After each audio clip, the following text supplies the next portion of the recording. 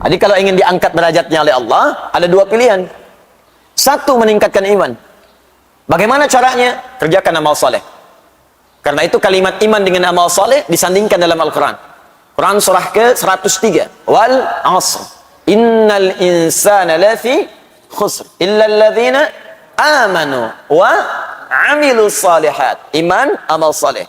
Jadi kalau anda ingin diangkat derajatnya oleh Allah, maka tiap hari coba kuatkan iman kita dengan mengerjakan amal soleh. Bagaimana caranya Ustaz? Lihat rinciannya di Al-Quran. Setiap menemukan kalimat iman, setelahnya pasti amal soleh.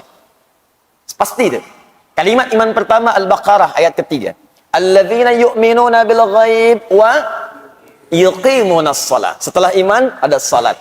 Jadi kalau iman kita ingin dikuatkan oleh Allah, maka salatnya jaga. Karena itu kalimat penanda iman itu ketika kita mendengar suara azan saja panggilan salat, belum salatnya. Ya, awas cek ya. Ketika kita mendengar suara azan saja, belum salatnya, itu iman kita akan terpancar di jiwa. Di kata Al-Quran ya, kalau bahasa kitanya, kalau ingin mengecek iman kita masih ada atau tidak, ketika mendengar suara azan dikumandangkan, kalimat Allahu Akbar, kalau dikumandangkan, ada getaran nggak di hati? Kalau masih ada, itu tandanya iman kita masih terbersit dalam jiwa. Masih ada. Tinggal iman itu kemudian diwujudkan dalam bentuk amalan. Itu dalilnya Quran surah ke-8 ayat kedua. Innamal mu'minuna alladzina idza dzukirallahu wajilat qulubuhum wa idza tuliyat 'alaihim ayatuhu zadatuhum imana wa 'ala rabbihim yatawakkalun. Tuh lihat kalimatnya. Innamal mu'minun, orang beriman itu ciri utamanya pakai adatul hasri. Innama, pembatas. Yang punya iman itu dibatasi dengan ini nih. Jadi kalau tidak ada sifat ini dalam diri kita, patut dipertanyakan imannya masih ada nggak? Hati-hati, awas hati-hati. Jadi kalau sifat ini tidak ada, ini yang paling rendah, yang paling minim. Jadi kalau yang ini pun tidak ditemukan, patut ditanya. Kalau tidak maksiat yang paling dalam sehingga menutup cahaya imannya, atau yang kedua, dia sudah mulai jauh dan sangat jauh dari Allah Subhanahu Wa Taala. Apa ciri pertamanya? Idza dzukirallahu wajilat qulubuhum. Jika disebutkan nama Allah, ada getaran dalam jiwanya. Dan 5 kali diuji oleh Allah supaya dari subuh sampai dengan isya kita bisa ngecek imannya masih ada nggak. Baru bangun tidur dipanggil untuk menemukan iman kita masih ada nggak. Allahu Akbar, Allahu Akbar. Nyampe ke kita, di hati kita ada getaran. Sudah azan. Cepat siap-siap. Nah, kalau masih ada suara itu, iman itu masih ada. Nah, jaga itu, cepat respon. Cara menjaganya, cepat tunaikan sholatnya. Jangan banyak dikomentari lagi. Pak, sudah azan. Iya, mah, tapi belum qomat. Nah, nanti imannya tidak naik tuh. Kalau kita mau naikkan, cepat respon itu. Kejar. Karena itu, tingkat terendah ini, kalau sudah tidak ada, apalagi meninggalkan itu yang bermasalah. Di hadis Abu Daud, nomor hadis 857, itu bahkan disebutkan sifat setan yang paling pertama, itu kalau dengar suara azan, dia lari terbirit-birit. Idza udzina fafarra syaitanu wa alaihi dhuratun. Kalau azan dikumandangkan maka setan akan lari. Lari sambil terbirit-birit. Kalau bahasa letterleknya, lari sambil terkentut-kentut. Ya, dhurat itu kentut. Maksudnya apa? Saking bencinya dengan suara azan, kalau azan ada baunya pun dia nggak mau cium. Syaitan lari. Nah, jadi kalau ada yang nggak senang dengan suara adzan, nah itu patut ditanya. Saya tidak teruskan ya. Nah, nanti kalau diteruskan jadi tersangka saya di sini. Paham ya? Nah, jadi coba cek lagi. Kuatkan amal saleh. Ya, tambah infak. Wa mimma razaqnahum yunfiqun. Al-Quran, walladzina yu'minuna bima unzila ilaik. Apa yang diturunkan pada Muhammad sallallahu alaihi wasallam, Al-Quran. Nah, jadi kalau Bapak Ibu ingin meningkatkan iman, tiap hari bikin kurikulum amal soleh. Ya, buat kurikulumnya. Kan ini sederhana sebetulnya. Ayo sholat, keluarkan semua jenis sholat. Fardunya, sunnahnya. Keluarkan, bikin sebuah gambaran kurikulum. Deretkan tabelnya, ini loh sunnah yang malam hari, ini sunnah yang pagi hari, sunnah yang siang hari. Teruskan, tambahkan sholatnya dari A sampai Z-nya. Nanti kalau tidak percaya, setelah Anda istiqomah dengan itu, akan terjadi perubahan pada diri kita. Akan terasa hubungan kedekatan dengan Allah, enak gitu. Terus ketenangan pada jiwanya itu teresap. Makanya di ujung ayat itu langsung ditutup dengan kalimat wa 'ala rabbihim yatawakkalun. Orang-orang ini akan semakin dekat hubungannya dengan Allah. Tawakalnya tinggi sekali. Kalau sudah tawakal, dunia nggak akan ngaruh. Nggak akan ngaruh. Kemudian persoalan yang besar akan mengecil. Karena sifat kepercayaannya pada Allah itu tinggi. Ada masalah besar, ini kan Allah sudah tetapkan. Nggak mungkin saya diuji kalau saya nggak sanggup. La yukallifullahu nafsan illa wus'aha. Beres. Masalah kecil nggak akan terasa. Inna ma'al usri yusra. Yang sulit aja ada solusinya, apalagi yang kecil pasti hilang. Jadi sebetulnya saat Allah minta kita ibadah, itu ingin memudahkan hidup kita. Membuat kita lebih tenang. Makanya saat kita diminta zikir, zikrullah kepada Allah, zikir, itu puncaknya, gambaran paling pentingnya, kata Allah supaya hatimu tenang. Quran surah 13 ayat ke-28. Ala bi dzikrillahi tatmainnul qulub. Yakinkan pada jiwamu, kata Allah. Ala itu harful ikhbar wa taukid. Huruf untuk menyampaikan informasi dan meyakinkan. Ya, kata Allah, yakinkan pada jiwamu. Zikir itu manfaatnya kalau benar, hatimu tenang. Dan ketenangan itu sesuatu hal yang penting. Kaya tapi gelisah, atau miskin tapi tenang. Pilih mana? Nggak ada pilihan ketiga, nggak usah maksa. Penting kan tenang itu? Tenang itu solusi. Tenang itu kedamaian. Tenang itu ketentraman. Kata Allah, saya minta kamu zikir supaya tenang. Dan ternyata, zikir itu ketika digali lagi di Al-Quran, ya amal soleh itu. Salat itu zikir. Buka Quran surah ke-20 ayat ke-14. Innani anallahu la ilaha illa ana fa'budni wa aqimis salata li dzikri. Saya itu Allah, gak ada Tuhan yang layak disembah kecuali saya, kata Allah. Sembah saya. Bagaimana caranya ya Allah? Tunaikan salat dengan benar li dzikri, sebagai zikir kepadaku. Anda baca Al-Quran, amal saleh, zikir. Quran surah 15 ayat 9. Inna nahnu nazzalna dzikra wa inna lahu lahafizun. Kami turunkan Al-Quran sebagai zikir. Jadi kalau kita sedang baca Al-Quran, sedang zikir. Fungsi zikir untuk ketenangan. Makanya ketika Anda baca Quran, lebih tenang hati Anda. Coba deh ibu kalau sedang punya masalah. Dengan suami ada masalah. Dengan anak ada masalah. Daripada ibu mengeluh dan bikin status, nggak selesai masalah. Ternyata dia tidak seperti aku kira. Terus tungguin komen sampai maghrib. Capek. Mendingan puasa. Ambil wudhu, buka mushaf, ngadap kiblat, baca, tenang. Walaupun solusi belum datang, tapi ketenangan itu tiba. Menghafal Quran, zikir. Ya, Quran surah ke-54, ayat 17, ayat 22, ayat 32, ayat ke-40. Walaqad yassarnal Qur'ana lidzikr. Fahal mim muddakir. Kami sudah mudahkan Al-Quran untuk diingat, dihafalkan sebagai zikir. Makanya penghafal Quran ketika mengulang-ulang surah hafalan itu sedang zikir. Zikir. Zikir. Zikir. Dan dilatih kita menghafal dari yang pendek-pendek. Mau tidur kan baca Mu'awwadhatus Salas, Al-Ikhlas, Al-Falaq, An-Nas. Itu zikir. Berdoa itu zikir. Makanya saat berdoa kan lebih tenang kan? Besok ada proyek tender, kita berdoa dulu. Walaupun tendernya belum ada, hati jadi tenang. Siang nanti mau ujian, sebelum ujian doa dulu. Ujiannya belum ada, tapi ketenangan itu datang. Makanya doa di Al-Quran disebut zikir. Quran surah ke-7 ayat 205. Wadhkur rabbaka fi nafsika tadarruan wa khifatan wa dunal jahri minal qaul. Ayo berdoa, kata Allah, zikir, sebut, minta padaku. Dalam jiwamu mohon dengan penuh kekhusyuan, minta.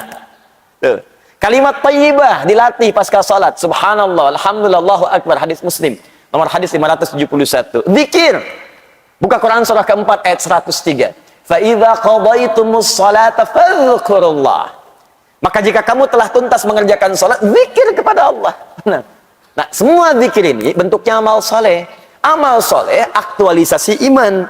Iman kalau ingin dikuatkan, kerjakan amal saleh. Kalau itu sudah ada, dampaknya ke hati tenang. Ini saat kita diminta beramal soleh, itu bukan Allah yang ingin memberikan beban ke kita. Kita yang ingin diringankan. Jadi kalau cara pandang kita kepada amal soleh itu begitu, ringan ibadahnya. Allahu Akbar, Allahu Akbar. Alhamdulillah, hari ini sekarang tiba saatnya Allah akan meringankan bebanku. Tapi kalau dilihat sebagai kewajiban yang ada bebannya, capek. Allahu Akbar, Allahu Akbar. Ya Allah, baru aja zuhur, dasar lagi. Baru zuhur, asar lagi. Emang dia zuhurnya udah terlambat. jam 3.15 baru zuhur 3.19 dah asar. Jadi dia yang salah. Padahal kan Allah ingin upgrade iman dia, ingin tenangkan hatinya, tapi dia still membuat dirinya susah. Coba tanyakan pada manusia, manusia itu banyak yang aneh sekarang. Banyak yang aneh. Pengen mudah nggak hidup? Pengen. Pengen gampang nggak? Pengen. Pengen rezeki mudah nggak? Pengen. Tapi ketika dikasih jadi nggak pengen. Sholat jadi malas. Kamu zakat ya, saya tambah 10 kali lipat, nggak dikerjain. Kamu infak ya, saya berikan 700 kali lipat, nggak diberikan. Giliran dunia yang nggak nyata diikutin. Riba online diikutin. Minjem, pinjol tuh pinjaman online, begitu dipinjam benjol. Itu yang repot. Balik lagi. Al-imanu yazidu wa yantaqis. Kitab Sahih Al-Bukhari, Kitabul Iman. Iman itu naik dan turun. Awas, yazidu bi ta'ah, akan naik dengan mengerjakan ketaatan amal soleh, wa yantaqis bil ma'siyah. Nah, untuk menentukan amal soleh yang benar kita butuh ilmu. Karena itu orang yang menuntut pengetahuan Allah akan angkat pula derajatnya. Walladzina utul ilma darajat. Tapi tidak semua yang orang belajar itu bisa mengangkat imannya. Ada sebagian orang belajar justru meruntuhkan imannya. Ada orang-orang belajar, ketika belajar dengan pelajaran yang salah, kemudian dia melakukan tindakan-tindakan yang justru mencederai imannya. Itu kejadian tuh. Bahkan ada orang-orang selepas Nabi wafat sallallahu alaihi wasallam, tiba-tiba mohon maaf saking salah belajarnya jadi ngaku nabi. Musailamah al-Kadzdzab. Banyak kan salah belajar jadi konslet. Banyak yang keliru. Dan celakanya sekarang banyak muncul lagi. Itu dia. Kalau Anda baca misalnya dalam hadis-hadis Nabi sallallahu alaihi wasallam di Al-Bukhari nomor hadis 4406. Hadisnya riwayat Abu Bakrah ya radhiyallahu taala anhu. Di hadis Muslim nomor hadis 1679. Ya. Anin Nabi sallallahu alaihi wasallam qala Rasulullah sallallahu alaihi wasallam inna az-zamana qad istadara kahayatihi yauma khalaqallahu as-samawati wal arda minha arba'atun hurum thalathun mutawaliyatun dzul qa'dah wa dzul hijjah wal muharram wa rajabun mudhar ma baina jumada wa sya'ban inna az-zamana qad istadara kahayatihi. Sungguh waktu itu akan Allah putarkan terus seperti itu. Jadi maksudnya begini, ini ada dua pemahaman. Ya, kalau kita ambil istadara dari kata dara yaduru, dauran wa idaratan, itu artinya kita akan terus diberikan kesempatan dalam sehari, waktunya yang sama. 24 jam, 24 jam, 24 jam. Kata Allah, tiap hari akan saya ulang kesempatan segitu aja. Terus berputar. Cuman bedanya amal soleh Anda. Aktivitas kita. Apakah waktu yang saya berikan diisi amal soleh atau amal salah? Coba apa bedanya sekarang dengan kemarin dari segi waktu? Tidak ada. Dia mengulang begitu aja. Makanya coba lihat jam. Gak ada yang berubah. Silakan cek atasnya tetap 12. Bawahnya 6. Kanannya itu 3. Kirinya 9. 1, 2, 3. Terus sampai dengan ke 12. Muter gitu aja. Gak pernah nambah. Coba lihat bilangan jam itu. Ya, pernah nggak ada yang berubah angkanya? Gak ada. Kan itu jarum jam putar-putar gitu aja tiap hari. Muter lagi, muter lagi, muter lagi. Itu bukti paling nyata dari hadis Nabi Shallallahu Alaihi Wasallam. Apa yang membedakan perjalanan waktu itu? Amaliyah kita. Aktivitas kita. Makanya Allah berikan konsep kehidupan. فَإِذَا فَرَغْتَ فَانْصَبْ وَإِلَى رَبِّكَ فَرْغَبْ. Ayo rencanakan kegiatan kita. Kalau yang kemarin ada yang salah, maka tutup sekarang dengan yang soleh. Kan itu rumusnya. Katanya belajar al-arba'in, tapi hadis yang dipraktekkan. Coba lihat hadis ke-18. Masih ingat gak? An Mu'adz bin Jabal radhiyallahu taala anhu, wa Jundub bin Junadah radhiyallahu taala anhu. Qala Rasulullah sallallahu alaihi wasallam, ittaqillaha haitsu ma kunta wa atbi'is sayyi'atal hasanata tamhuha. Tingkatkan takwamu dimanapun kau berada dan tutupi yang jelek-jelek itu dengan kebaikan. Jadi kalau ada yang jelek yang kemarin, tutup dengan yang baik yang sekarang, bukan dipertahankan kejelekannya. Dan jelek ini dibagi dua dalam kaidah fikih. Jelek yang pertama, jelek yang tidak meningkat kuantitas ibadahnya. Kalau sadar kemarin nggak jemaah, maka sekarang berjamaah. Antum dikasih 5 kesempatan sholat kemarin. Sekarang diberi lagi. Kemarin 3 nggak berjamaah, sekarang 5 kali jamaah semua. Jadi kalau kemarin dikasih kesempatan nggak jamaah, sekarang dikasih hidup lagi nggak jamaah juga, butuh berapa lama lagi untuk hidup? Kemarin nggak baca Quran, ya sekarang baca. Masa kemarin nggak baca, sekarang nggak baca juga? Yang paling aneh, maaf ya, anak 4 tahun, mata buta, dah hafal Quran, khatam dan hafal. Antum dikasih 40 tahun, mata sehat, fisik kuat, kelengkapan semua ada, masih belum bisa baca juga. Butuh berapa tahun lagi? Coba dipikir lagi. Katanya mau wafat, katanya mau meninggal, yakin akan pulang, tapi bakal nggak pernah dikumpulkan. Apa nggak malu pulang menghadap Allah? Coba pikirkan lagi gitu. Mau cari dunia sebanyak apa? Saya kasih tahu ya, kalau bukan dunia yang tinggalkan antum duluan, antum yang meninggalkan dunia duluan. Pulang antum. Nggak usah jauh-jauh lah. Kemarin Allah kasih sedikit aja gempa 7,4 skala Richter itu. Dan kita berdoa semoga Allah ringankan beban saudara-saudari kita, insya Allah. Ya, insya Allah dimudahkan, insya Allah kita sinergikan untuk bantu saudara-saudari kita. Cuma ada fenomena yang sangat menarik. Begitu gempanya terjadi, semua orang keluar dari rumah, dari gedungnya. Baru 7,4, Anda sudah lupa dengan semua yang Anda kumpulkan. Anda kerjakan siang malam tuh, berangkat kadang gelap sebelum subuh, pulang-pulang tengah malam. Uang dikumpulkan, bangun rumah tinggi-tinggi, begitu dikasih gempa ditinggalin. Coba lihat. Keluar dia takut, padahal itu yang dia bangun dan dia kumpulkan setiap rupiahnya. Yang paling dahsyat, begitu diterima kerja, loncat-loncat traktir teman, selfie depan kantor, ceklik. Tempat kerja, lantai 40, gempa, rusuh ditinggalin keluar. Dan nggak sempat selfie lagi. Nggak sempat selfie lagi, udah lupa dengan handphone, lupa dengan kawan, masing-masing menyelamatkan diri. Itu baru 7,4 skala Richter. Bagaimana dengan yang 74 skala Richter? Lupa semua. Wa fasilati wa akhi wa man fil ardi jami'a thumma yunji. Kalau bisa ya Allah, saya lupa semuanya. Kalau bisa tukar ya Allah dengan semuanya. Kalau perlu semua manusia di muka bumi tukar untuk selamatkan saya. Udah nggak peduli dengan Anda. Oke, siap-siap. Akan ada waktunya tiba kita untuk pulang. Ayo belajar. Kita kumpul di sini untuk belajar. Kenapa banyak orang juga yang belajar kemudian jadi salah? Karena dia tidak memulai pelajaran dengan benar.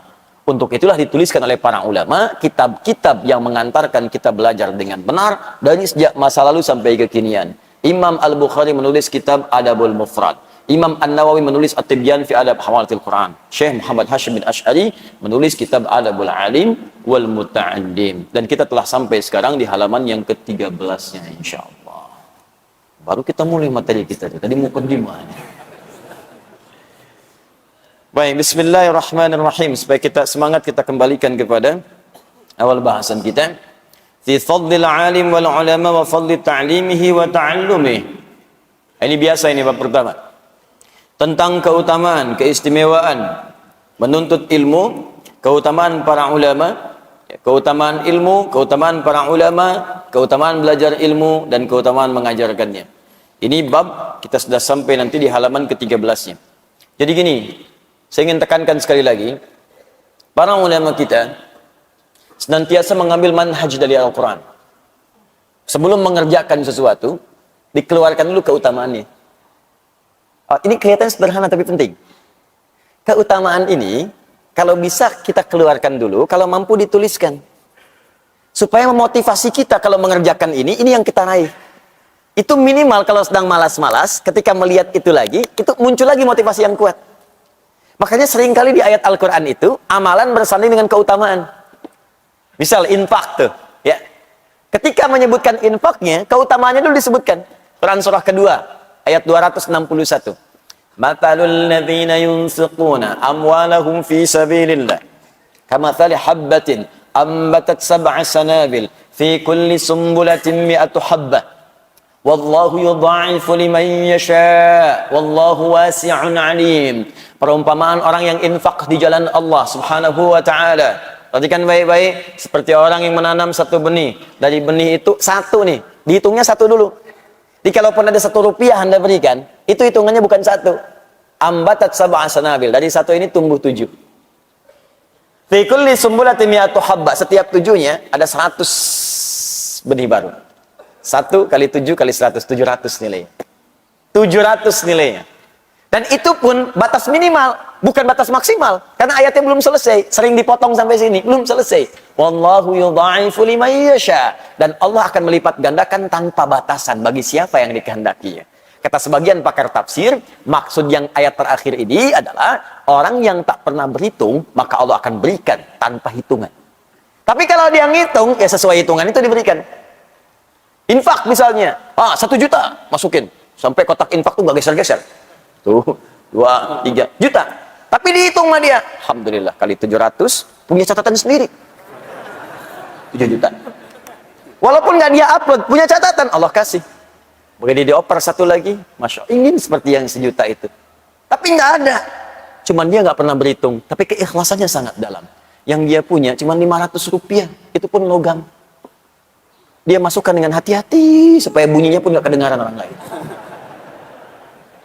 Sampai masuk tuh lembut sekali, kayak landingnya itu soft gitu. Bagus. Dan dia nggak pernah berhitung, nggak pengen orang tahu. Itu lipat gandanya, yudha'ifu liman yasha, dilipat gandakan oleh Allah tanpa batasan. Bisa jadi dia masukkan 500, lipat gandanya bisa 1 juta, 1 miliar, 1 triliun dan sebagainya. Allah Ta'ala ada. Nah, kenapa dimasukkan itu? Banyak nanti keutamaan istighfar. Rajin istighfar bisa dapat surga seluas langit dan bumi. Quran surah ketiga 133. Wasari'u ila maghfirati min rabbikum wa jannatin arduhas samawati wal ardh u'iddat lil muttaqin. Disusul lagi dengan amalan lain. Ayo bergegas kamu istighfar dan berharap dengan amalan-amalan itu bisa mendapatkan surga seluas langit dan bumi. Disediakan bagi orang takwa. Apa ciri amalan orang ahli istighfar? Kalau rajin istighfar kata Allah, maka akan muncul amalan-amalan lain. Ayat 134-nya. Alladzina yunfiquna fis sarai wad dharra, rajin infak. Wal kadhiminal ghaidha, orang rajin istighfar itu sanggup menahan amarah. Jadi kalau Anda ingin jadi orang sabar, latihan istighfar.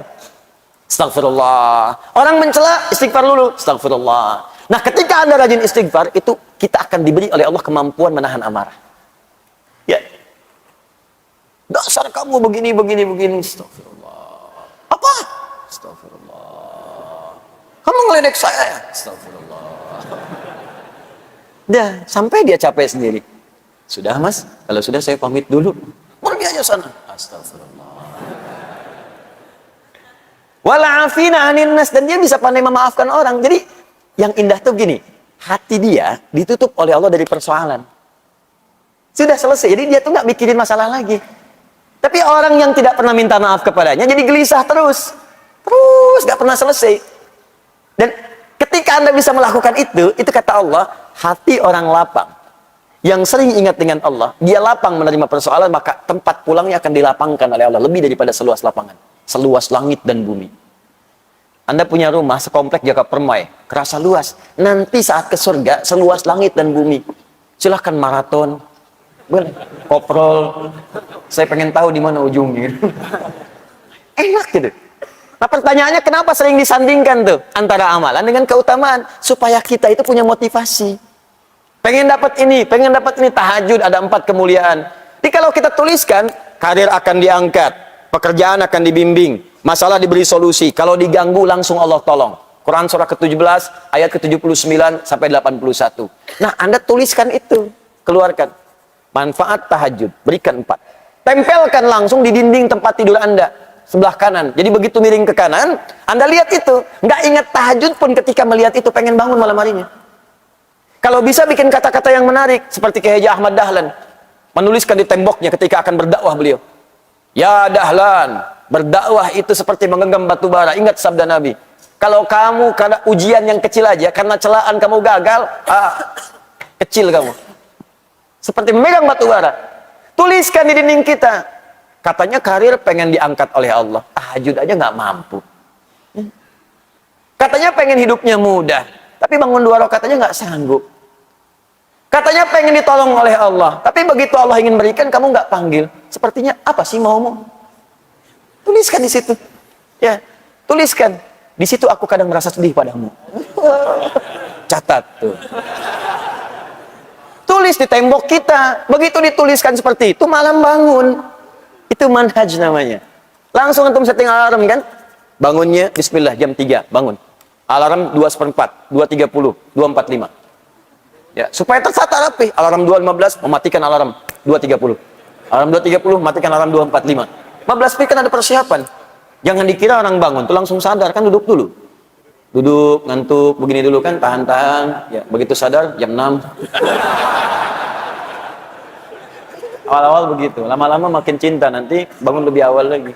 Nah, ini keutamaan dimunculkan, makanya jangan heran para ulama kita itu sebelum menampilkan isinya, tampilkan keutamaannya dulu. Apa keutamaan menuntut ilmu? Supaya nanti kalau sedang malas-malas, maaf ya, kalau ada tantangan pekerjaan lain, kita bisa prioritaskan, tuliskan. Menuntut ilmu ini keutamaannya, meringankan beban hidup, memberikan solusi, jawaban semua didengar, doa-doa dikabulkan. Tuh, malaikat mengaminkan, dosa-dosa diampuni. Jadi begitu kita mau tinggalkan, kita mikir lagi, duh, jangan-jangan kalau saya pergi ke mall tinggalkan taklim, saya meninggal di mall, dosa belum diampuni. Ah, saya udahlah ke taklim dulu aja. Mall bisa besok lagi. Datang dia. Jelas ya? Ah, apa di antara keutamaannya? Mari kita teruskan. Bismillahirrahmanirrahim. Kita masuk halaman 13-nya. Saya mulai dari paragraf kemarin yang belum berakhir sepenuhnya. Wa ghayatul ilmi al-'amalu bihi li'annahu thamratuhu wa fa'idatul umri wa zadul akhirah. Kemarin kita sampai situ. Wa ghayatul ilmi, dan tujuan dari ilmu itu, kalau kita belajar pengetahuan, al-'amalu bihi, yaitu mengamalkannya. Dimohon izin, kemarin saya tegaskan, ilmu dengan amal nggak bisa dipisahkan. Justru ilmu itu akan mulai mendapatkan pahala melimpah ketika diamalkan. Anda belajar fikih sholat, kalau nggak pernah dipakai sholat, kapan datang pahalanya? Hanya berhenti di saat belajar saja. Makanya ayo teman-teman, jangan batasi di majlis ilmu.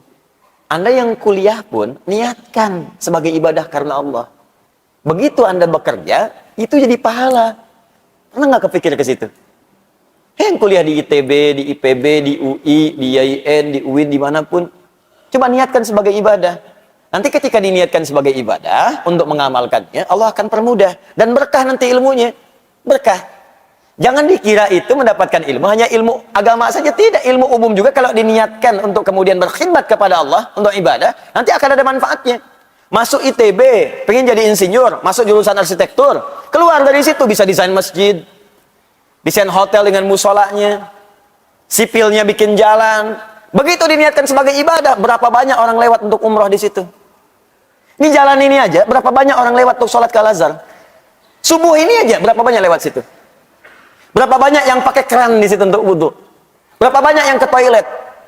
Anda bayangkan, kalau cuma ngejar dunia, nggak akan dapat tuh pahala akhirat. Tapi kalau ilmu Anda dipakai untuk berniat ibadah kepada Allah, Anda bikin kemudian desain kerannya, Anda bikin jalannya, Anda bikin bagian tempat wudhu dengan toiletnya. Begitu dipakai, dunianya dapat. Dunia diberikan pajar duluan. Pahala akhiratnya, setiap yang wudhu, Anda dapat pahalanya. Setiap yang lewat, Anda dapat pahalanya. Dan saat belajar itu demikian, Allah akan berikan kemudahan. Makanya ilmunya berkah. Coba lihat orang-orang dulu itu. Yang makannya Masya Allah, kadang-kadang sekedar singkong. Ya, kadang-kadang ketemu nasi pun sehari cuma sekali. Itu pun dibagi lagi dengan 6-5 orang. Tapi dahsyatnya ilmunya berkah. Saya kalau lihat orang dulu belajar bahasa aja, jarang yang ada satu bahasa. Minimal 2. Bahasa Indonesia, bahasa Belanda. Never dong. Misalnya, mana si pitung? Belanda, dapat. Jepang, ada yang bisa bahasa Jepang. Orang dulu. Coba diplomat-diplomat dulu itu. Kayak Haji Agus Salim, berapa banyak bahasanya? Ya, Bung Hatta. Ya, Masya Allah. Insinyur Soekarno, misalnya yang lain-lainnya itu. Ya, mereka belajar. Dan yang paling dahsyat, ulama-ulama kita. Masya Allah itu. Ya, ulama-ulama kita itu dulu, bukan sekedar belajar. Kemampuannya luar biasa. Semua ilmunya bersanad. Kemampuan bahasa Arabnya, kemampuan Qurannya. Bahkan tidak sedikit yang jadi mufti langsung di Masjidil Haram. Tidak sedikit di antara mereka. Dan namanya abadi sampai sekarang. Bahkan murid-muridnya mengajar lagi. Syekh Yasin Al-Padani. Berapa banyak muridnya sekarang mengajar? Syekh Ahmad Khatib Al-Minangkabawi. Berapa banyak muridnya punya manfaat sekarang? Jadi saya sarankan kalau kita mau belajar, dimanapun itu, termasuk Anda yang sekolah di kampus-kampus umum, ayo bikin konsep untuk ibadah. Dengan ilmu ini, saya akan berkhidmat. Ingat pesan saya, kalau Anda kejar akhirat, dunia akan ikut. Tapi kalau Anda kejar dunia, akhirat akan meninggalkan Anda. Kita kesini untuk ibadah. Sholat, taklim. Dunia ikut. Begitu selesai, ada kopi, ada sarapan, ada pisang. Dunia tuh. Tapi kalau kesini coba nyari pisang, akan dapat. Udah akhirat gak dapat, pisang gak kebagian. Oh, paling gak enak tuh. Akhirnya bikin status, ternyata di Al-Azhar nggak ada pisang. Enak kesini mau cari pisang, mau cari ilmu.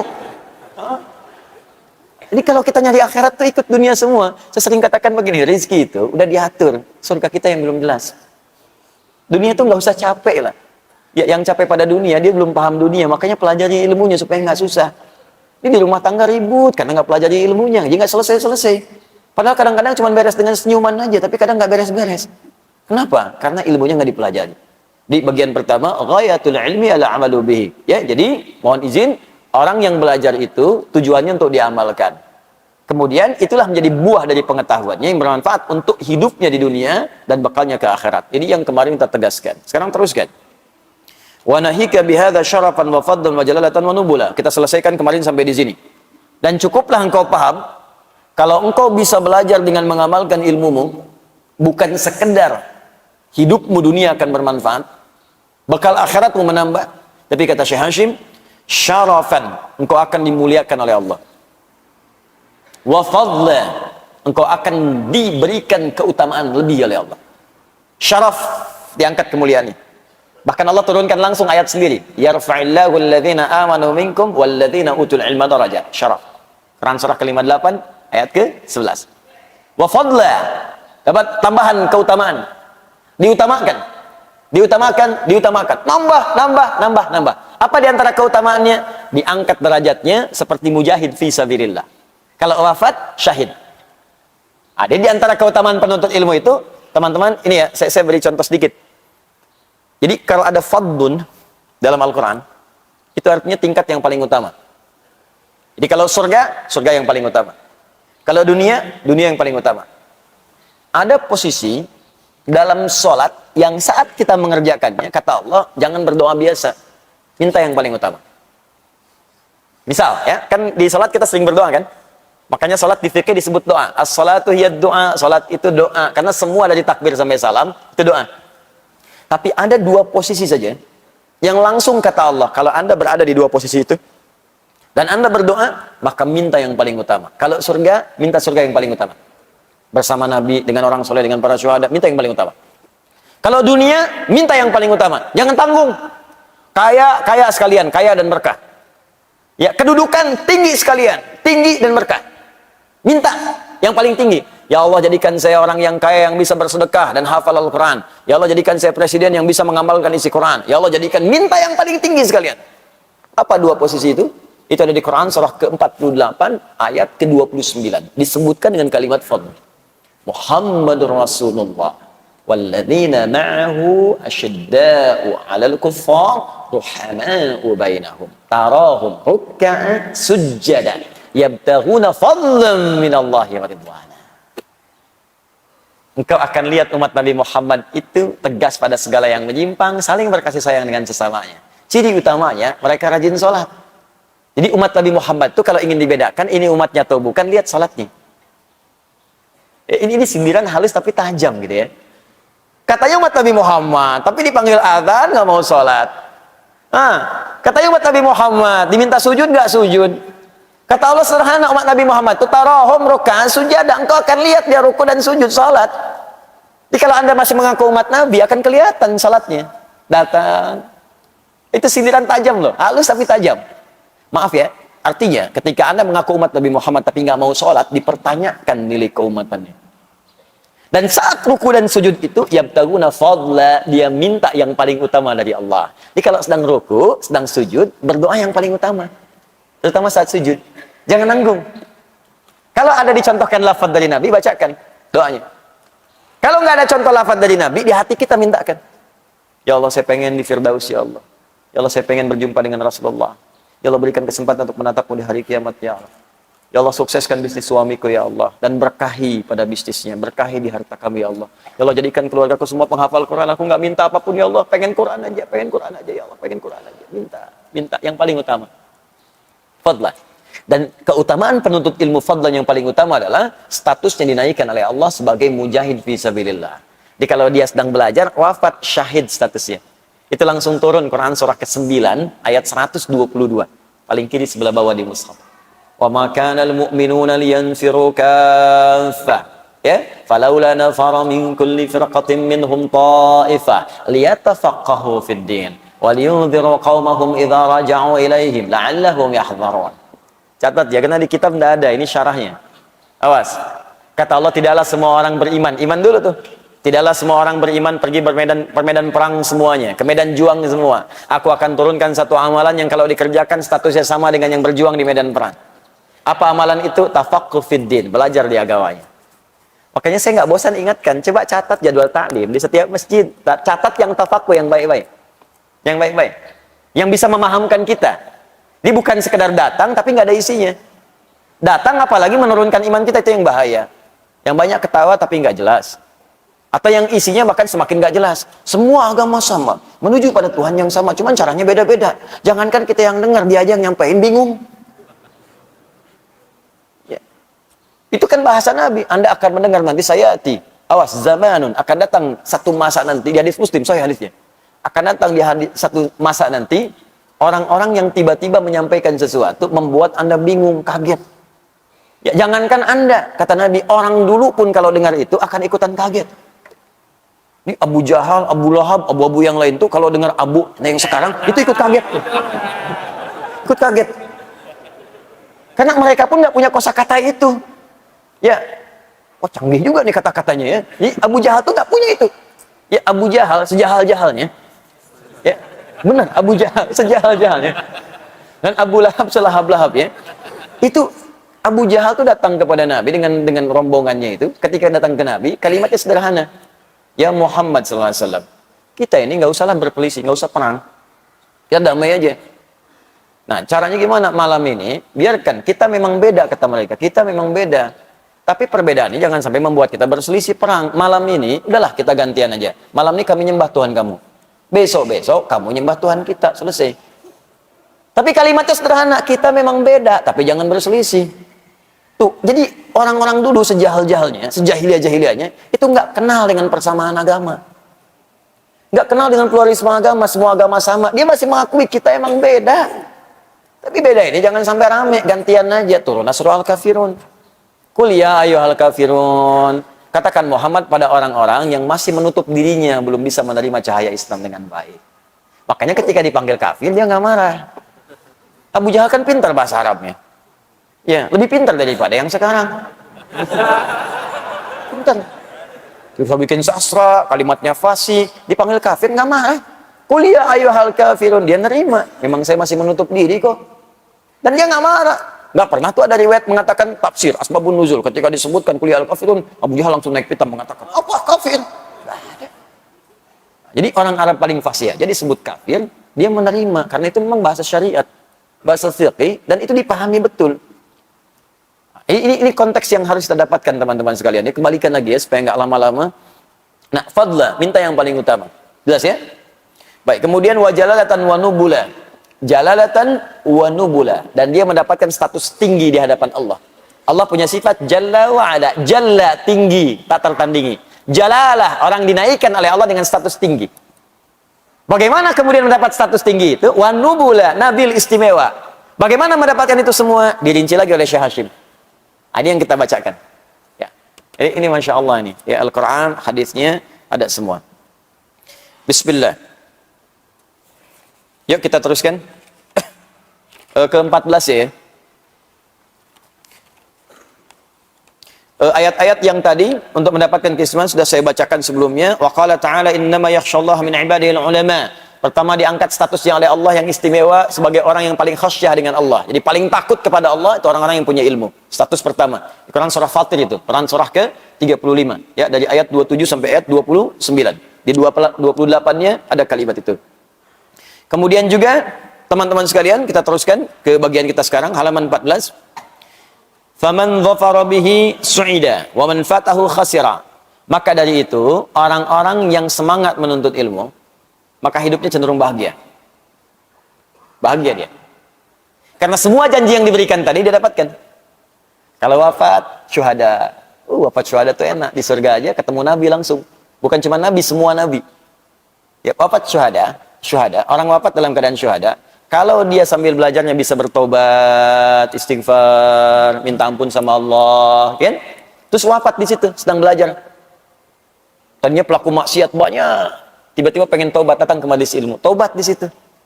Setelah taubat dia belajar. Baru disebutkan belajar huruf Al-Quran. A'udhu. A diikuti. A. Begitu A keselak dikit. A meninggal. Ya, itu modal dikit keuntungan banyak. Betul, teori ekonominya pas banget itu. Ya, modal dikit keuntungan banyak. Udah taubat, dosa diampuni. Baca huruf A masuk surga ya. selesai, syahid lagi statusnya. Nah, di mana ketemunya? Di surganya. Begitu naik turun Quran surah keempat ayat 69. Wa may yuti'illaha war rasul fa ulaika ma'al ladzina an'ama Allahu 'alaihim minan nabiyyin was-siddiqin wasyuhada'i was-salihin wa hasuna ulaika rafiqa. Dzalikal fadlu minallah. Masyaallah. Orang-orang yang taat kepada Allah dan Rasulnya, hati-hati kemudian dia wafat, maka dia akan dikumpulkan dengan orang-orang yang Allah berikan nikmat kepada mereka. Siapa di antaranya? Para nabi. Setelah para nabi siapa? Syuhada, siddiqin, syuhada, salihin. 3 golongan. Maka kalau bisa jadi bagian dari itu. Ya, jadi bagian dari yang disebutkan. Jadi status naik. Kemudian hidup ringan. Ilmu berkah. Dan ingat ya, setiap ilmu itu dapat, kalau diamalkan, rezeki mengikuti. Itu sudah rumus. Ilmu, amal, rezeki. Bahkan ada orang yang masih cari ilmu, rezekinya datang. Jadi kalau Anda benar cari ilmunya, jangankan diamalkan, baru cari ilmu, rezekinya datang. Itu akan dimudahkan oleh Allah. Coba lihat deh. Para penghafal Quran, terus dia niatkan karena Allah, tiba-tiba datang donatur. Bahasa manusia donatur itu, yang kirim kan Allah juga. Muhsinin, datang kirim, dapat beasiswa. Beasiswa itu siapa yang ngasih? Manusia kan nggak punya, Allah yang menggerakkan. Masuk. Masya Allah. Tiba-tiba belajar ke Mesir, kurang, bikin tempe, gitu kan? Tempe dibikin, dibeli, berkah ilmu. Begitu belajar, dari dapatkan itu, selesai, tiba-tiba naik status. Kasih jadi. Itu Masya Allah. Banyak tuh. Di orang yang benar cara belajarnya itu, dia dhafara. Su'ida. Kalau benar dia ikat ketentuan Allah dengan baik, syaratnya ikat ketentuan Allah dengan baik. Niatkan dengan ikhlas, lakukan karena Allah, nanti akan datang. Belum diamalkan, rezeki sudah tiba. Begitu diamalkan, rezeki datang melimpah. Sampai dia menyimpulkan, saya udah nggak perlu dengan semua ini kecil nih. Jadi yang dia perlukan Allah saja. Makanya setiap hari dia katakan Allahu Akbar. Nggak ada yang lebih besar daripada Allah. Sholatnya enak gitu. Jadi nggak ada nilainya. Lamborghini nggak ada. Ya Ferrari lewat.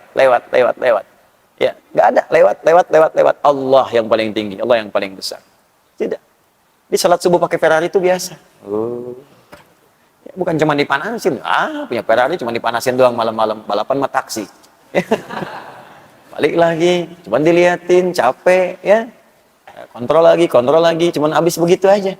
Ya. Walamma dzukira indahu sallallahu alaihi wasallam, dan tatkala disebutkan di sisi Nabi sallallahu alaihi wasallam, kita ambil satu hadis. Ya. Ini materi yang paling barunya.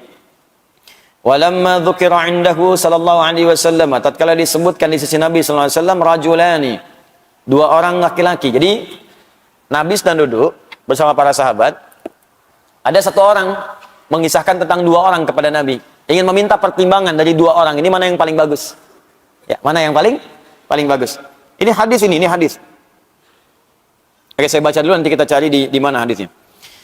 Ahaduhuma 'abidun wal akharu 'alimun. Yang pertama adalah seorang hamba saja, rajin ibadah. Ibadah. Yang kedua 'alimun. Ya, orang yang ibadah tapi ahli ilmu. Ingat, jangan dipahami keliru. Alim itu, kalau disebut alim, itu di Arab itu bukan sekedar punya ilmu, tapi mengamalkan ilmunya. Makanya ulama, ketika disebut ulama, bukan cuma berfatwa, tapi fatwanya diamalkan dulu. Apa hukumnya tahajud syekh? Dia udah tahajud dulu. Apa hukumnya infak syekh? Dia udah infak dulu. Diamal dengan ilmu itu, al-ilmu wa amalun, alima wa amila. Itu dibalik harakatnya, dibalik hurufnya, nyambung dua-duanya. Alima, ain lam mim, amila, ain mim lam. Begitu disatukan, dua-duanya nyambung. Nah, orangnya alim, ketika diamalkan amil. Dari bahasanya semuanya nyambung. Qalbul makani, hurufnya ditukar, itu nyambung dua-duanya, punya kaitan yang erat. Ya. Ada yang punya kitab namanya Ibnu Jinni. Ya, Ibnu Jinni itu punya kitab Al-Khasa'is namanya. Bagus sekali itu kitab. Di antaranya apa? Beliau membahas keterkaitan huruf-huruf dalam bahasa Arab yang kadang mengalami pertukaran. Alima, ain, lam. Kalau mimnya maju ke depan, amila jadi apa? Apa keterkaitan di antara keduanya? Itu dibahas oleh beliau. Nama kitabnya Al-Khasa'is 3 jilid. Karya Ibnu Jinni. Ibnu Jinni. Itu luar biasa. Nah, kembalikan ke sini. Jadi dikisahkan kemudian, ada alim, kalau disebut alim dalam bahasa Arab berarti mengamalkan, bukan cuma berilmu. Karena ilmu kalau nggak ngamalin pun nggak ada nilainya juga. Cuman saat belajarnya aja dapat pahala. Kalau nggak diamalkan nggak ada. Nah, dikisahkan ada abid, ada alim. Orang yang cuma ibadah saja, yang kedua dia ibadah dengan ilmu. Jadi dia belajar, amalkan, belajar, amalkan.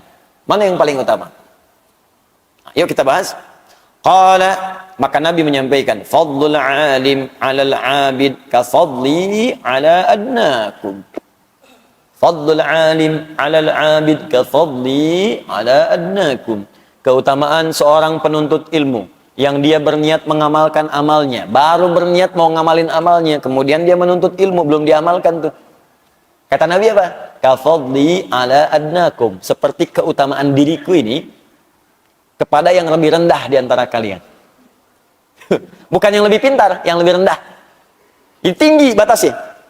Nabi tidak membandingkan Nabi dengan yang paling soleh di antara sahabat, tapi yang paling rendah ibadahnya di antara para sahabat. Di seakan-akan jaraknya jauh banget. Ya, ini ada sahabat kayak Abu Bakar, levelnya kan tinggi kan? Di atasnya ada Nabi Muhammad SAW. Kalau membandingkan Nabi Muhammad dengan Abu Bakar, tetap masih unggul Nabi. Cuman keutamaan Abu Bakar itu tinggi. Sampai saking tingginya, hidup menemani Nabi. Hijrah menemani Nabi. Wafat dikubur di samping Nabi. Ya, bahkan di surga pun dengan Nabi saking tingginya.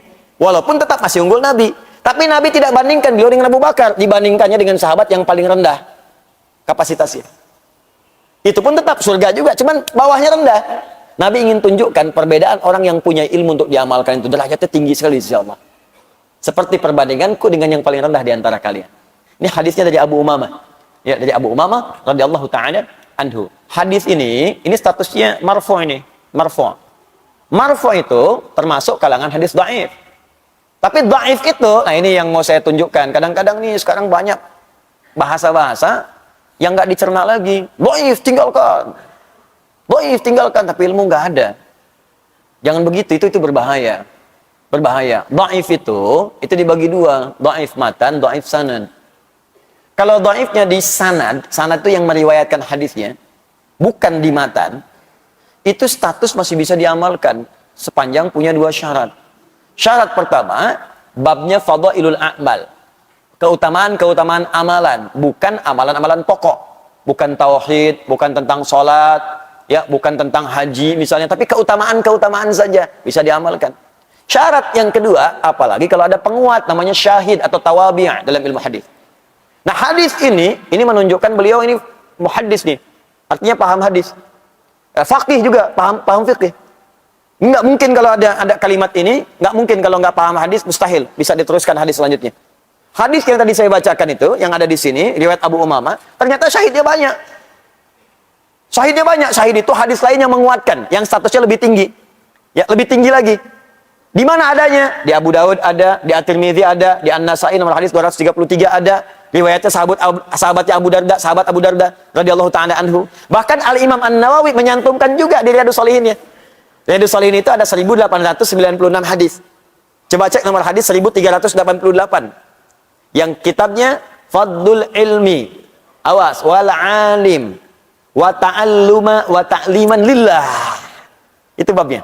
Nomor hadis 1388. Disebutkan riwayat Abu Darda, ditutup dengan ujungnya rawahu Abu Daud wa Tirmidzi. Apa hadisnya?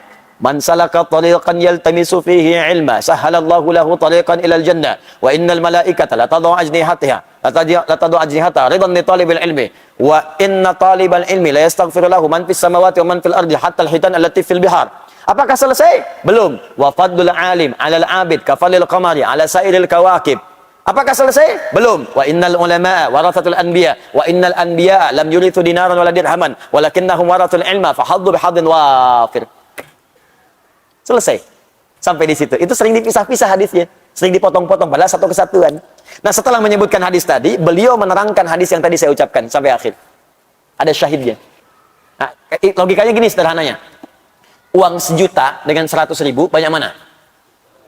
1 juta, berarti 1 juta sahih. 100.000 dhaif, ya kan? Tapi kalau 100.000 yang ngasihnya 10 orang. 100.000, 100.000, 100.000, 100.000, 100.000. 100.000 kali 10 berapa? 1 juta. Maka yang dhaif naik status jadi sahih. Awas hati-hati nih. Sekarang kita sedang menyebut dihadapkan pada dai-dai yang tadi dai amplop. Sampai orang ini punya pandangan ke amplop diterapkan ilmu hadis di tempat yang salah. Saya kalau ceramah amplopnya tebal, itu sahih itu. Tapi kalau amplopnya tipis, dhaif. Ya. Kalau tipis tapi banyak, sahih li ghairihi. Itu kaidah yang ditempatkan di tempat yang salah. Kalimatul haqqi rada bihal batil. Tapi kalau diilustrasikan, benar.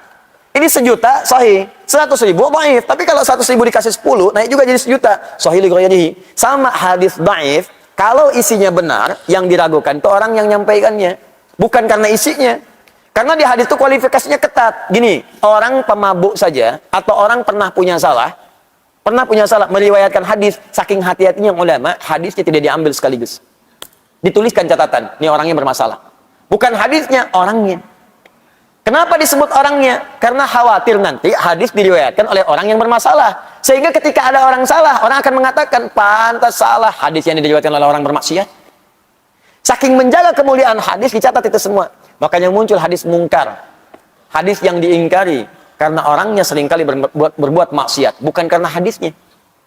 Hadis matruk, hadis yang ditinggalkan. Bukan karena hadisnya buruk. Tapi karena orangnya seringkali berdusta. Sehingga nggak bisa dibedakan. Ini orang lagi bicara hadis atau dusta. Jelas ya?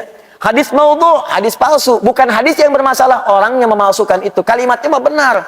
Cuman orangnya mengatakan itu hadis. Padahal bukan. Ya, pernah dengar ini? Makan saat lapar, berhenti sebelum kenyang. Pernah dengar? Itu hadis palsu. Saking palsunya. Di kitab hadis palsu pun nggak ada. Saking palsunya. Cuma ada di satu kitab. Ar-Rahmah fi Tibbi wal Hikmah. Karangan Al-Imam Jalaluddin Suyuti, halaman 29. Dan Imam Suyuti pun tidak menyebut hadis, menyebutnya kisah. 3 orang dokter yang memberikan advice, nasihat kepada seorang raja. Kalau pengen sehat, kata dokter yang keempat dari Sudan, yang 3 itu satu dari Irak, ya, yang kedua dari India, yang ketiga dari Romawi, memberikan nasihat, obat untuk makanan yang sehat.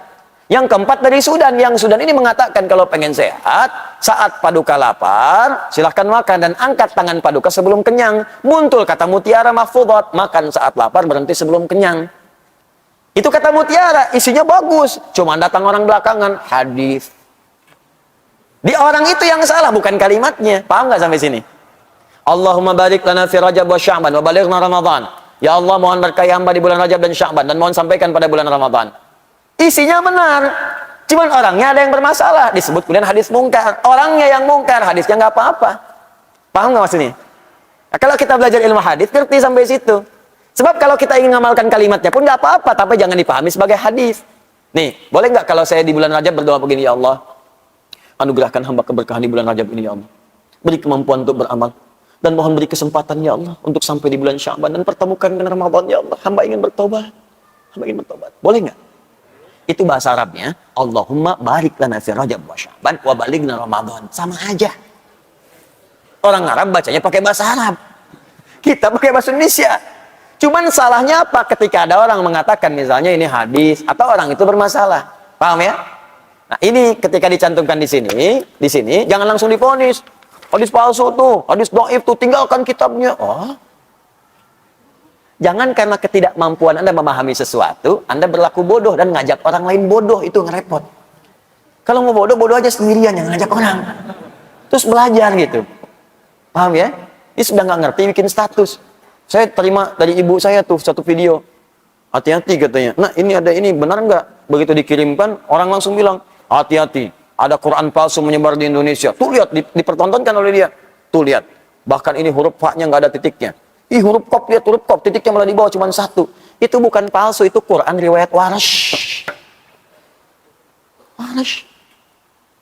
Dan dia mendapatkan anugerah karena nggak mudah menemukan Quran riwayat itu di Indonesia. Ada yang di Afrika tuh bagian barat. Dia di Mesir, karena Warsh berasal dari Mesir, muridnya Imam Nafi'. Itu nggak semua orang punya. Imam Al-Azhar di sini belum tentu punya. Belum tentu punya, di Istiqlal belum tentu ada. Anda dapat itu, dibilang Quran palsu. Itu ilmu gitu, itu yang paling penting. Jadi kalau belum bisa memahami sesuatu, jangan banyak berfatwa. Itu bahaya. Kata Imam Malik, hafal 100.000 hadis, tapi nggak paham isinya, jangan berfatwa. Kalau bukan Andanya yang sesat, orang lain nanti yang terlantar. Paham ya? Nah, jadi ini maksudnya, kalau saya bacakan nanti, kalau ada yang berkomentar, tuh hadis yang dhaif tuh. memang hadisnya dhaif, tapi dia bisa diamalkan. Dhaifnya bukan dhaif yang parah bertentangan dengan kaidah-kaidah hukum Al-Quran dan Sunnah. Dan dia dikuatkan dengan hadis lain, karena itu statusnya naik, kemudian menjadi hadis yang sahih li ghairihi. Kenapa dicantumkan di sini? Katanya dhaif. Karena yang nulis itu ahli hadis, ente yang komentar nggak paham hadis.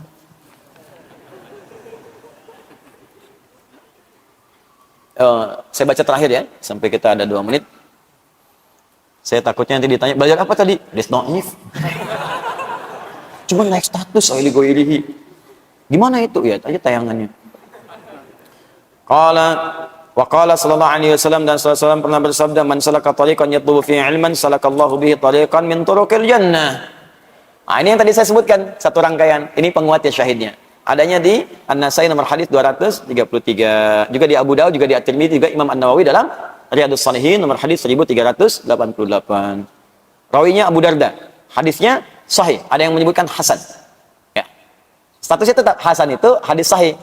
Ya, sahih. Ya, cuma daya ingat hadis itu kan 5 syaratnya. Mattasala isnaduhu binaqdil adli dhabiti anil adli dhabiti min ghairi syudzudin wala illatin qadihatin. Paham? Tidak, ya, nanti belajar. 5 itu. Jadi kalau salah satu kurang, ya, kurang dhabit, hafalannya kurang dikit. Kurang dikit tuh koma jadi lupa komanya, titik jadi lupa titiknya. Bukan lupa hadisnya. Jadi ilmu hadis itu kalau lupa koma dikit turun status tuh dhabitnya, kurang. Dari sahih jadi hasan. Ya. Jadi hasan. Jadi kalau saya bacakan kalimat misalnya, nih al-jami' as-sahihul musnad al-mukhtasar min umuri Rasulillah sallallahu alaihi wasallam wa sunanihi wa ayyamihi. Ulangi. Nah, itu maudhu tuh kalau nggak bisa ngulang. Nah, itu statusnya turun. Tapi kalau bisa diulang lengkap sempurna kalimat titik komanya itu sahih. Tapi kalau macet sedikit, koma sedikit, hasan. Ketat sekali ilmu hadis itu. Enggak semua orang bisa kemudian disebut sebagai hadis. Terakhir. Wa qala sallallahu alaihi wasallam, sallallahu pernah bersabda, talabul ilmi fardhatun ala kulli muslimin. Nah, di sini ada wa muslimatin. Wa talibul ilmi yastaghfiru lahu kullu syai'in hatta al-hut fil bahr. Baik, pertanyaannya, Ustaz, di sini ada kalimat talabul ilmi, kata Nabi, talabul ilmi fardhatun ala kulli muslimin wa muslimatin. Menuntut ilmu itu fardhah, kemestian bagi setiap muslim laki-laki dan muslimah, muslim perempuan. Kalau kita di hadis cari riwayat, kalimat muslimah ini nggak ditemukan. Sedangkan beliau ahli hadis. Kenapa muncul kalimat muslimah? Talabul ilmi fardhatun ala kulli muslim. Di hadisnya ditemukan demikian. Cari di berbagai riwayat, hampir sulit menemukan kalimat muslimah. Pertanyaannya, kenapa beliau menuliskan kalimat wa muslimatin? Apakah di sini ada riwayat baru yang ditemukan kemudian ada kalimat muslimahnya, atau ada hal yang ingin disampaikan di sini? Nanti kita akan lihat di pertemuan berikutnya, insyaallah. Ya, supaya nanti kita bisa bersemangat untuk menggali dan kita paham cara membaca kitab dengan benar, insyaallah. Yang kita ajarkan cara memahami Al-Quran, cara memahami hadis dengan ilmunya, dan cara membaca kitabnya. Karena itu saya sarankan begini, tolong yang belum dapat ini di copy, nanti coba di copy, nggak apa-apa kalau selembar-selembar yang kita bahas. Sekarang halaman 14 saja yang di copy. Ya, kalau sulit. Saya pengennya Anda nggak sekadar dengar, bawa ininya. Jadi Anda bisa lihat sambil saya terangkan, Anda bisa baca juga, saya terangkan. Jadi Anda tahu, nanti Anda ngajarkan lagi pada anak Anda selanjutnya, teman Anda, dan ngajarkannya langsung dari sumbernya. Ya, dilihat, dipahami, terus belajar bahasa Arab dari sini, terus lihat ayatnya, kasih catatan, ilmunya lengkap nanti. Ya, habis ini pulang ke rumah, kasih tahu istri, kasih tahu anak-anak, bikin status, ya. Bulan depan jadi ustadz, saya pensiun. Alhamdulillah, semoga Allah muliakan kita, memberikan kepada kita insyaallah rahmat, keberkahan, tambahan pengetahuan dan ampunan dari Allah Subhanahu wa taala. Allahumma taqabbal minna innaka antas samiul alim wa tub alaina innaka antat tawwabur rahim. Allahumma nahmaduka hamdan syakirin hamdan na'imin hamdan yuwafi ni'amahu yukafi mazidan. Ya rabbana lakal hamdu wa lakal syukru kama yanbaghi li jalali wajhikal karim wa li'azimi sultanik. Allahumma shalli wa sallim wa barik ala rasulika al-karim nabiyyika nabiyyina sayyidina Muhammadin wa ala alihi wa sahbihi ajma'in. اللهم علمنا ما ينفعنا وعلمنا يا الله ما جهلنا وانفعنا بما تعلمنا ووفقنا لنعمل ما تعلمنا به يا أرحم الراحمين. لا تدع لنا في مقامنا هذا في كل مقام ذنبا إلا غفرته ولا هما إلا فرجته ولا دينا إلا قضيته ولا مريضا إلا شفيته ولا عسرا إلا يسرته ولا حاجة من حوائج الدنيا والآخرة فيها لك رضا وفيها لنا الصلاح إلا قضيتها يا أرحم الراحمين. اللهم ربنا آتنا في الدنيا حسنة وفي الآخرة حسنة وقنا عذاب النار. بفضلك سبحان ربك رب العزة عما يصفون وسلام على المرسلين. سبحانك اللهم وبحمدك نشهد أن لا إله إلا أنت نستغفرك ونتوب إليك وآخر دعوانا الحمد لله رب العالمين. السلام عليكم ورحمة الله وبركاته.